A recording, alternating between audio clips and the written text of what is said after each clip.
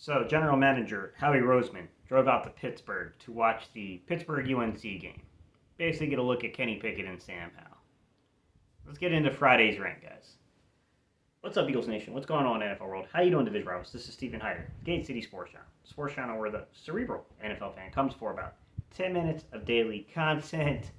Welcome to the Friday rant, guys.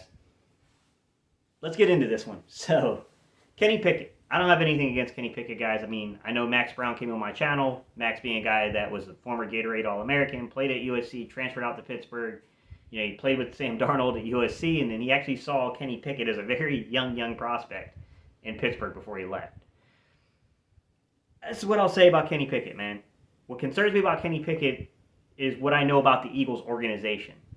And I heard Joe Banner talking this week. He was talking to one of, I think it was a radio show or something like that, and he spoke very candidly about the Eagles front office. And he said, look, the idea behind the analytics to throw the ball early in games and gain the lead, it's not necessarily just a coaching thing. That's a front office belief. The front office would never hire a coach that didn't believe in that analytical approach to the game. You know, we've seen that going back to Andy Reid, you know, going into, I don't know, I wouldn't say Chip Kelly. I think Chip Kelly's kind of a weird anomaly there, but going into Doug Peterson and now Nick Sirianni to an extent. I think the question is when I look at a guy like Kenny Pickett and I get him coming in here is, I'm not saying that Kenny Pickett doesn't have certain qualities that could make him a great quarterback in the NFL. He's definitely a very exciting college football player to watch. He's a gunslinger. You know, he definitely is one of these guys that's not afraid to grip it and rip it. But at the same time, guys, I'm going to be honest with you. I've seen issues with his footwork. There are times where I've watched his footwork and he's supposed to be one hitch and go on that release. So one step hitch and throw. And he's not. He's tailing away. He still makes a great play because he's just a very athletic guy in terms of the arm talent stuff. But he could have made a much easier play and put a much better ball on the receiver had he just followed the proper mechanics correctly. I also think that Kenny Pickett is he's not particularly good against blitzes, against pressure, to be quite honest. There was one game in particular, I believe it was last year against Boston College, where they brought an all-out blitz on him, and they were in cover zero. He just could not take advantage of it. They came at him, and he looked absolutely stunned by the pressure, to be honest. So, I mean, things like that kind of concern me a little bit about Kenny Pickett. But look, anytime you get these college prospects, it's always a risk. It's always a gamble. You never know which ones are really going to pan out. I think the larger issue I have here is the fact that Kenny Pickett's a guy that throws the ball a lot, man. He's the center of that Pittsburgh offense. You look at the prospects, you look at the guys that are, throwing the ball at ridiculous rates. Kenny Pickett's up there, man. He's got some games on record where he's almost putting the ball up almost 50 times. It's over 40. He's had quite a few games doing that. And that concerns me because of the Philadelphia Eagles. I think the Philadelphia Eagles would look at a kid like Kenny Pickett if they were to go select this young man. And I think immediately they would be, plug this guy in, and we're going to run this offense. We're going to run these concepts. We're going to throw the ball 40 sometimes, and we're going to.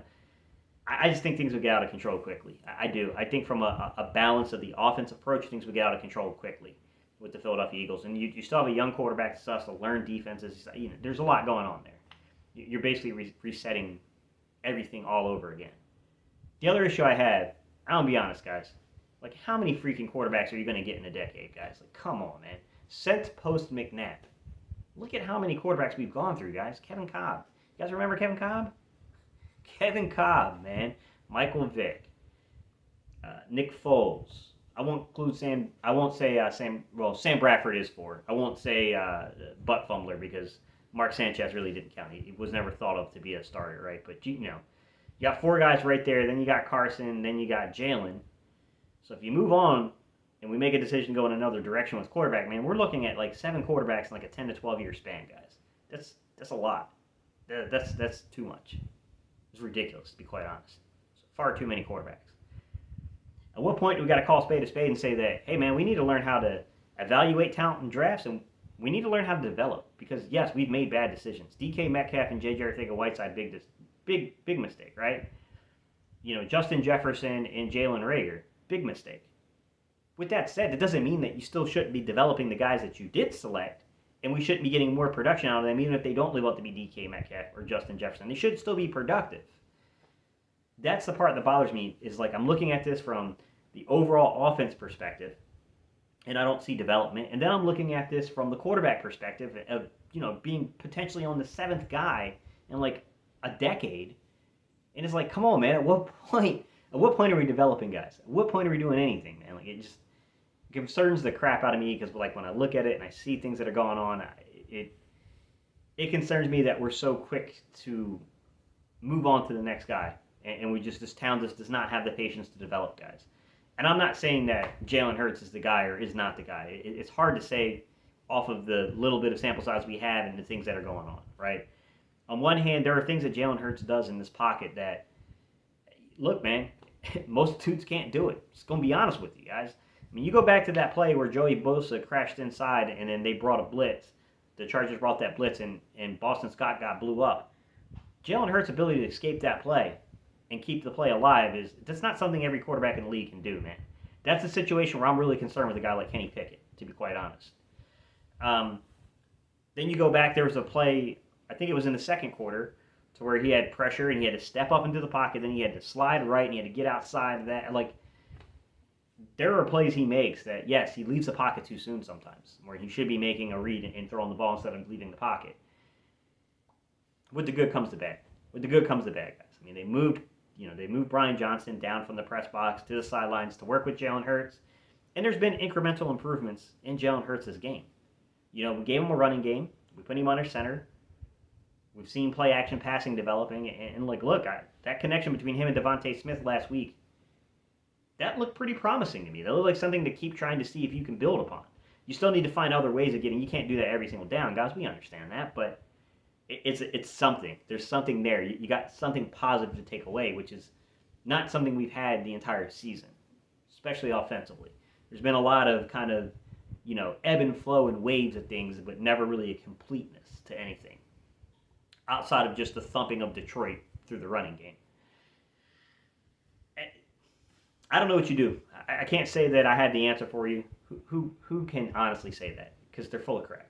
I will say that I've heard arguments that make no sense to me. I heard people that were, number one, misattributing guys that they said, like, oh, you knew right away. I heard one guy insinuate that Josh Allen, they knew right away. No, they didn't. That's a revisionist history.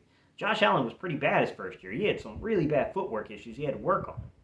That's the thing, is that I can talk about a guy like Kenny Pickett. I can talk about a guy like Sam Howell. I can talk about a guy like Jalen Hurts. The thing is that guys improve. They put work in the offseason. They get better. Like, where you are now is not necessarily where you end. That's the problem.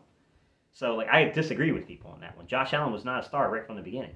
That's a false narrative, right?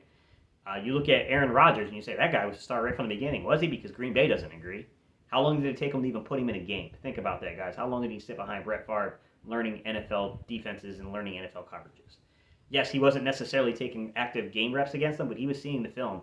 He was seeing stuff in film that mattered in game situations, seeing how defenses played things. So that way he had time to recognize it once he got into a game in an actual meaningful snap. Look at Drew Brees, guys. Drew Brees basically couldn't, he faltered early in San Diego when they were the San Diego Chargers. And then basically he started to make a rise or a trend backwards, trend back upwards, I should say. And then they went out and they drafted Eli Manning, and then they traded Eli for Phillip Rivers because Eli refused to play there. And then the rest is history. They trade him out to New Orleans, and Drew Brees becomes one of the better quarterbacks in the league. So I disagree with that narrative completely. Peyton Manning was horrible his first year. Sometimes you got to take your lumps to learn.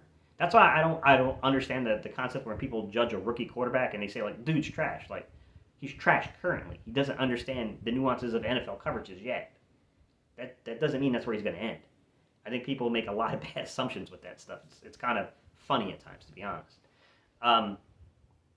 Most of the guys, like, even you go to a guy like Tom Brady. Tom Brady had a lot of success, just like Dak Prescott had a lot of early success. But it's not necessarily because they were these nuanced quarterbacks that understood everything there was to know about coverages and things like that. No, man. Tom Brady was pretty good at keeping his composure early on in his career, but he wasn't necessarily the reason they were winning the games, guys. That's definitely a revisionist history type thing there. That's not what happened. Like, Tom Brady grew over time and became Tom Brady. Dak Prescott had the ability to have a really good football team around him to slowly develop and kind of get his footing. Through, by the way, using a running game, and then he turned into a guy that is now the prominently featured guy with heavy passes. So, I mean, there are several examples across the league where guys were just, they weren't it right away. Like, yeah, you can say Patrick Mahomes, he sat a year, then he came in, he was great. We'd all love that. We'd all love a Patrick Mahomes type, right? Russell Wilson was able to step in right away and look pretty good. But that's not every guy's story, man. It doesn't happen for every guy. It's not. I mean, everybody's different. Everyone grows at their own pace, and I think some of this has to go back to player development. Got to develop guys, man. Like, at some point, we need to spend draft capital to improve the roster around the quarterback, not just keep trying to take shots in the dark at a quarterback.